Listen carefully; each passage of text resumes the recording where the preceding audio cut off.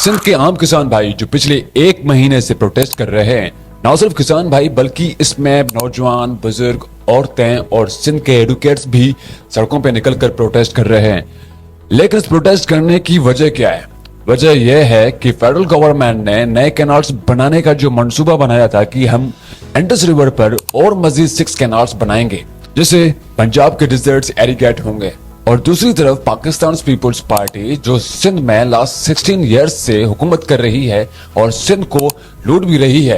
Pakistan people's party पहले ये federal government के साथ थी, लेकिन अब जैसे ही प्रोटेस्ट बढ़ना शुरू हो गया तो इन्होंने कहा कि हम इस प्रोजेक्ट को सपोर्ट नहीं करते।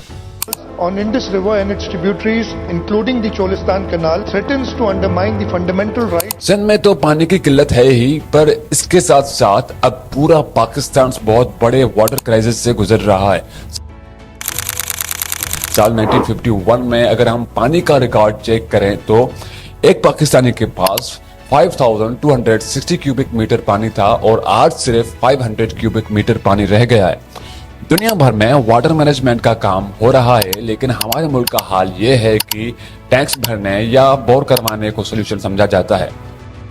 They rely on government pipelines and hydrants, where tankers fill up, then deliver water to homes. Sindh की गवर्नमेंट के पास तो सिर्फ एक ही सोल्यूशन है कि बस नए कैनाल्स बनाओ, डैम्स बनाओ, डिजर्टेड एरियाज को फार्मलैंड में चेंज करो और इससे भी ज्यादा कारोबार करो।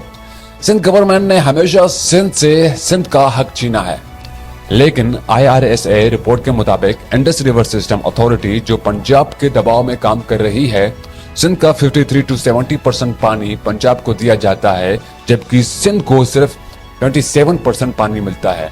बाकी का 10% पानी चोरी करके इन्फ्लुएंशियल लोगों के पाम लैंड तक पहुंचाया जाता है। By 2025, the region is predicted to reach absolute water scarcity. Sindh को हमेशा से क्यों पीछे ढकेला जाता है ये मुझे नहीं पता, लेकिन दरियाई सिंध जो सदियों से सिंध की रगों में दौड़ता आया है, ये न सिर्फ सिंध का गहवारा है बल्कि सिंध के किसानों के लिए जिंदगी की अलामत भी है। मगर आज इसकी नहरी निजाम पर बहरान के बादल मंडला रहे हैं। आखिर इंडस रिवर वाटर क्राइसिस के असल वजूहात क्या हैं? अस्सलाम वालेकुम, मुझे मोहम्मद अयाज कहते हैं और आज हम बात करेंगे इंडस रिवर के पानी के क्राइसिस की वजूहात की। इंडस रिवर पाकिस्तान की इकोनॉमी और लोगों की जिंदगी के लिए बहुत जरूरी है, लेकिन अब इसमें पानी की कमी के मसाइल बढ़ रहे हैं। चलिए देखते हैं मुख्तलिफ असबाब जो वाटर क्राइसिस के असल वजूहात हैं। Climate change.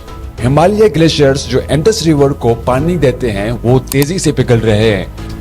बर्फ कम होने से रिवर फ्लो में कमी आ रही है, साथ ही मानसून रेंस भी बेतरतीब हो गई है। कभी सूखा कभी तेज बारिश, जिससे पानी मैनेज करना मुश्किल हो रहा है। This glacier began from there, but in the last 34 years it has shrunk a lot. This shows the glacier is melting very rapidly. Indus water treaty 1960 की इंडस वाटर ट्रीटी के बावजूद इंडिया ने कश्मीर में कई डैम्स और hydro projects बनाए हैं, जिससे पगलीहार डैम। पाकिस्तान का कहना है कि ये प्रोजेक्ट इंडस के पानी को रोक देते हैं, जिससे नीचे पाकिस्तान में पानी की सप्लाई कम हो जाती है, जो कि ये मसला अब तक हल नहीं हुआ।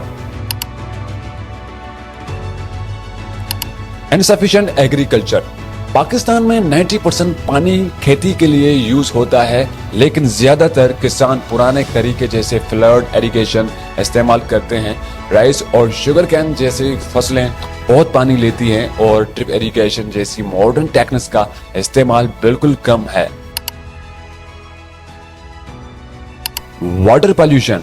फैक्ट्रीज और खेती में इस्तेमाल होने वाले केमिकल्स, पेस्टिसाइड्स इंडस रिवर में मिक्स हो जाते हैं, जिससे पानी जहरीला हो जाता है और ट्रीटमेंट के बगैर इस्तेमाल भी नहीं किया जा सकता। और इस तरह पाकिस्तान में ट्रीटमेंट के प्लांट्स भी कम हैं, जिससे पानी को फिल्टर करके पिया जा सके या इस्तेमाल किया जा सके। Poor management. डैम्स और रिजर्वायर्स पुराने हैं और सिल्ट भरने से उनकी कैपेसिटी कम हो गई है। गवर्नमेंट की तरफ से सही प्लानिंग और इन्वेस्टमेंट की कमी है। करप्ट माहौल में पानी का गैर बराबर डिस्ट्रीब्यूशन भी एक बड़ा मसला है। सब्सक्राइब